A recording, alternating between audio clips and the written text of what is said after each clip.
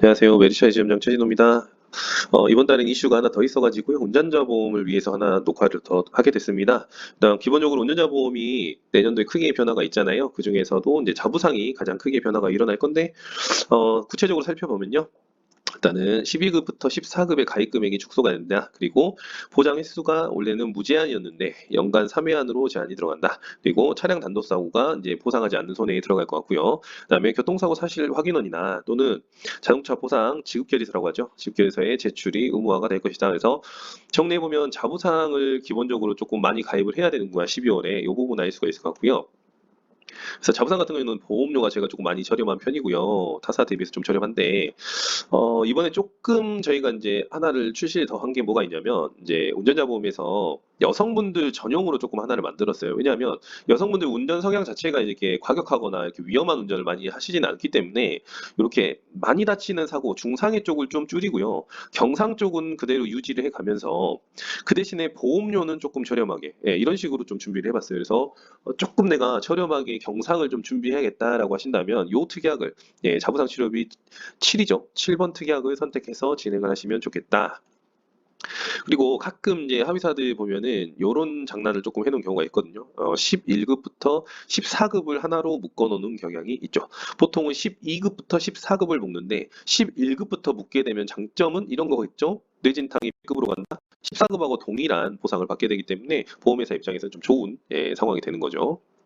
자, 그다음에 이제 자부상만 가지고 이제 얘기할 게 아니라 또 하나를 좀 챙기셔야 되는데, 교통사고 처리 지원금 약관이 개정이 되었어요. 근데 내용을 보면 이거죠. 공탁금 50% 선지급으로 약관을 개정을 했다. 근데 이 부분이 사실 이제 고객님들 같은 경우는 여기에 대해서 뭐랄까 조금 이게 중요한가? 네, 이런 부분에 대해서 조금 잘 인지가 안 되기 때문에 한번 살펴보면, 일단 공탁금 관련해서는 구조가 이런 거죠. 내가 교통사고를 냈고 피해자하고 합의를 해야 되는 상황인데 서로 제시하는 금액이 달라가지고 합의가 이루어지지 않는 경우에 문제가 되는 거죠. 그래서 합의가 안 된다 하더라도 공탁이라는 제도를 통해서 내가 이만큼 합의에 노력을 했습니다라는 거를 이제 입증을 하는 건데, 문제는 이 공탁을 했을 때는 보험금을 바로 받을 수가 없어요. 피해자 쪽에서 공탁금을 출금을 해야만 보험금을 가져갈 수 있도록 그렇게 약관이 정해져 있다. 자, 그러면은 예를 들면 이런 거죠. 이렇게 큰 돈을 이렇게 공탁을 했을 때 내가 보통 돈을 가지고 있어가지고 하는 경우는 드물거든요. 그래서 이런 식으로 대출을 해가지고 하는 경우가 굉장히 많은데, 이건 이제 법정 최고이자 기준으로 계산한 거니까 참고적으로만 조금 보시면 될 것 같고요. 근데 전 무엇보다 중요한 게, 이 얘기를 꼭 같이 해야 될 것 같아요. 공탁금의 소멸시효가 5년에서 10년으로 바뀌었다. 이 말은 뭐냐면, 아까도 말씀드렸지만 가해자와 피해자가 합의를 하는데 합의가 원만하게 이루어지지 않은 상황이 바로 공탁인 거잖아요. 그러면은 감정적으로 피해자 쪽에서 감정이 좋을까 안 좋을까요? 굉장히 감정이 나쁜 상태일 거란 말이죠. 그러면 피해자 쪽에서 가해자를 조금 괴롭힐 수 있는 방법이 뭐가 있을까요? 생각하게 될 거예요. 뭐 예를 들면 판사한테 벌을 많이 주세요. 공탁금 안 찾아갔어요. 뭐 이런 것도 있을 수 있고, 보험 약관을 조금이나마 안다면 공탁금을 최대한 늦게 찾아가면서 상대방을 괴롭힐 수 있겠죠. 예를 들면은 요즘 운전자 보험을 많이 가입을 하기 때문에 형사 합의를 할 때 보통 나의 운전자 보험 이 증권을 보여주면서 합의를 하거든요. 내가 얼마 가입돼 있으니 이만큼 하겠다. 예를 들어서 1억짜리를 보여주면서 1억에 합의를 하고자 했으나 불발이 된 거예요. 근데 공탁을 할 때 내가 1억이나 가입이 돼 있는데 공탁을 조금만 한다? 이러면 판사가 봤을 때 어떨까요? 약간 괘씸죄로 걸리지 않을까? 예, 이런 생각을 해보는 거죠. 그래서 이 공탁금 선지급 약관은요, 요 부분을 얘기해 줘야겠다. 아, 소멸시효라는 게 뭐예요? 5년에서 10년으로 바뀌었다. 자, 예전에는 5년 동안 공탁금 안 찾아가면 국고에 귀속됐지만 지금은 10년 동안 공탁금을 안 찾아가야지만 이제 국고에 귀속되기 때문에 충분히 가해자들을 괴롭혀 줄 시간이 있구나. 몇 년, 최대 10년까지는 괴롭혀 줄 수가 있다라는 거죠. 그리고 거꾸로 고객님들은 내가 10년 동안 괴롭힘 당할 수도 있겠다. 목돈이 물려 있는데 이 부분을 내가 감내해야 될 수 있겠다. 네, 이런 거죠. 자, 그러고서 또 하나 법률 개정이 된 게 있죠. 2022년 12월 9일자에 뭐가 바뀌었냐? 공탁의 방법이 바뀌었어요. 기존에는 피해자의 개인정보를 알아야만 형사공탁을 할 수 있었다면 지금은 이제는 사건 번호만 있으면 공탁이 가능해진다는 거죠. 그렇다는 건 공탁이 어려워진 걸까요? 쉬워진 걸까요? 네, 당연히 쉬워진 쪽에 해당하겠죠. 공탁이 쉬워졌다는 건 그만큼 공탁이 걸릴 확률이 상당히 높아졌다. 이렇게 볼 수 있겠죠. 그럼 두 가지가 있네요. 공탁이 쉬워져서 많이 늘어날 거고요. 두 번째는 공탁을 했을 때 피해자 쪽한테 괴롭힘을 굉장히 오랫동안 당할 수 있기 때문에 뭐가 필요하다? 선지급 약관이 필요하구나라고 얘기할 수 있는 거고요. 자, 그러고서 우리가 추가적으로 이제 봐줘야 될 게 교통사고 처리 지원금 조금 약관에 비교해 줘야 되는데 보험료는 뭐 회사별로 유불리에 따라서 그럴 수 있다고 치는데 저는 이 부분 상당히 중요하다고 생각을 해요. 자, 교사처를 가입할 때 보통 뭐만 보고 가입하냐? 최대 가입 금액을 보고 가입을 한단 말이죠. 근데 안에 뜯어보면은 중상해 쪽에서 이런 식으로 약관을 조금 차등적으로 이제 놔두는 경우가 있는데 저는 이 부분은 상당히 잘 보셔야 된다고 봐요. 왜냐하면 우리가 사망보다도 합의가 어려운 게 사실 중상해예요. 중상해 같은 경우 뭐예요? 상당한 장애를 입고 평생 동안 괴로움을 우리 가족하고 공유를 해야 된단 말이죠. 그래서 가장 합의가 어려운 게 중상해인데 중상해에다가 이렇게 가입 금액을 조금 변경을 시켜 놓으면 이게 상당히 고객들한테 나중에 큰 작용으로 다가올 수 있다는 부분 살펴보셔야 된다는 거. 뭐 보험료는 살짝 봐주시고요. 그 다음에 이제 변호사 선임비용인데 변호사 선임비용이 저희가 이제 5천만 원을 판매하다가 이제 12월 9일부터 7천만 원으로 변경됐어요.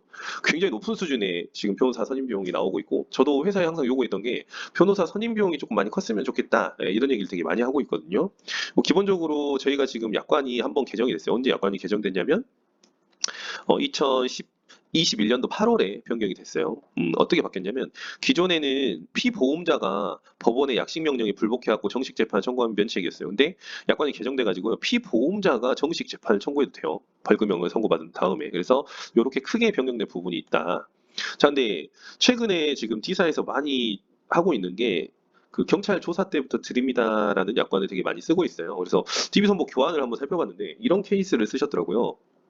자, 이 케이스는요, 과속이에요. 예, 과속에 의한 사고고, 그렇기 때문에 중과실 교통사고고, 당연히 형사처벌 대상이죠. 왜냐하면 반의사 불벌죄가 아니기 때문에 형사처벌 대상인데, 근데 무혐의를 처분받았다고 하면서 어떻게 무혐의를 받았느냐라고 하면, 경찰 수사 과정에서 변호사를 조기에 선임해서 이분들이 굉장히 일을 잘해가지고요.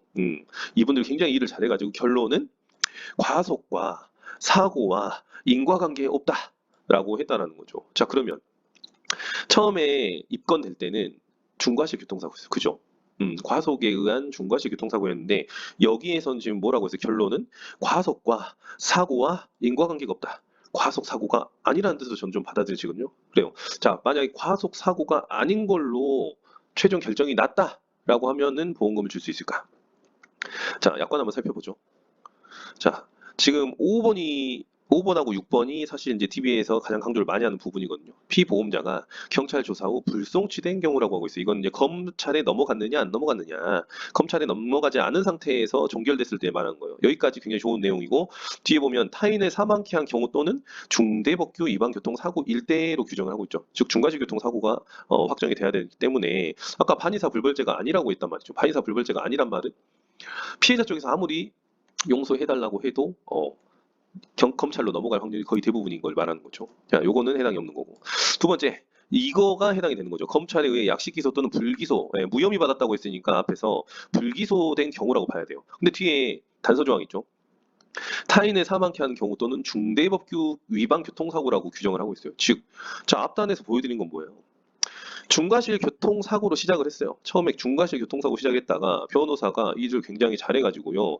가속행위와 사고와 인과관계가 없다라고 했단 말이에요. 뭐 과속사고가 아닌 일반 교통사고, 즉 중과실 교통사고가 아닌 게 된 것으로 좀 우리는 해석을 해야 되지 않을까. 만약 제가 생각한 게 맞다면 지급 조건에 해당을 안 할 것 같거든요.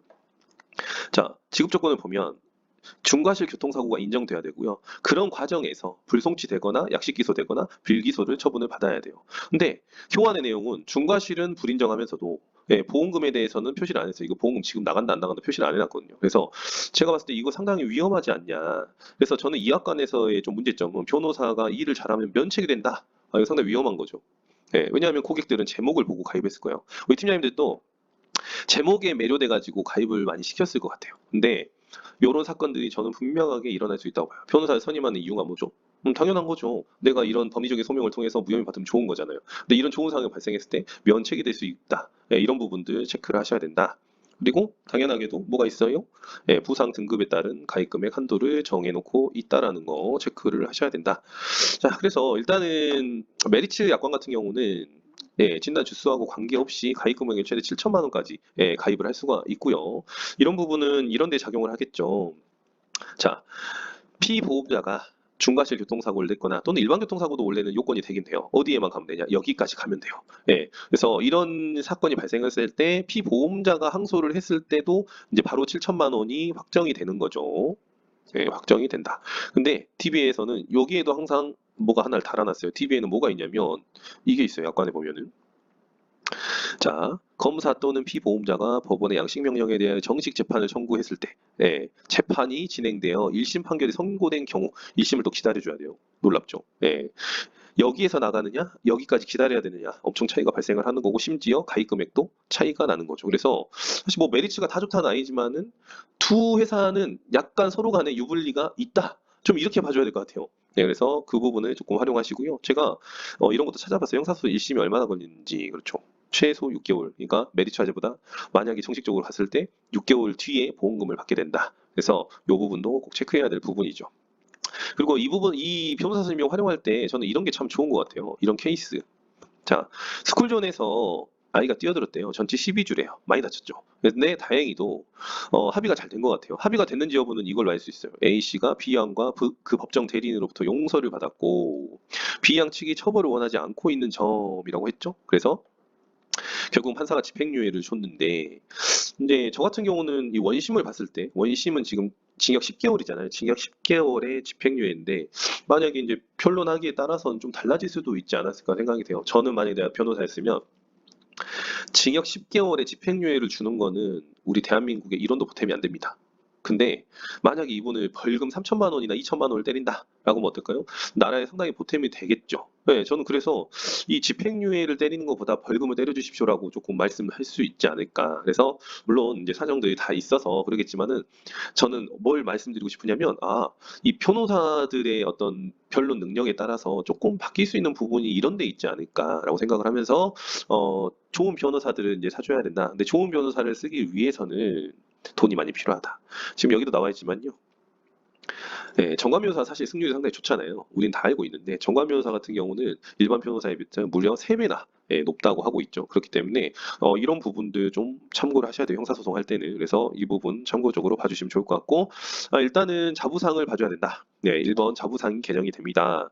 두 번째 공탁금 선지급 약관이 생겼습니다. 근데 공탁금 선지급 약관을 왜 필요하다냐고 하시면은 공탁금 소멸시효에 대해서 얘기를 해야 돼요. 5년에서 10년으로 늘어났기 때문에 10년 동안 괴롭힘 당할 수 있다.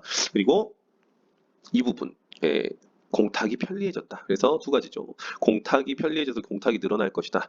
공탁금 소멸시효는 5년에서 10년으로 늘어났기 때문에 괴롭힘을 오래 당할 수 있구나. 그래서 될 수 있으면 공탁금 선지급 약관을 써야 되겠다라는 거고요. 그리고 변호사 선임 비용 7천만 원. 가입 금액 상당히 중요해요. 좋은 변호사. 그리고 이 특약은 보험료가 싸잖아요. 그렇기 때문에 될 수 있으면 큰 보험금을 탈 수 있는 큰 가입 금액을 가지고 있는 회사를 선택해서 가입하는 게 좋을 것 같기 때문에 이 부분을 강조드려서 말씀드립니다. 이상으로 마치도록 하겠습니다.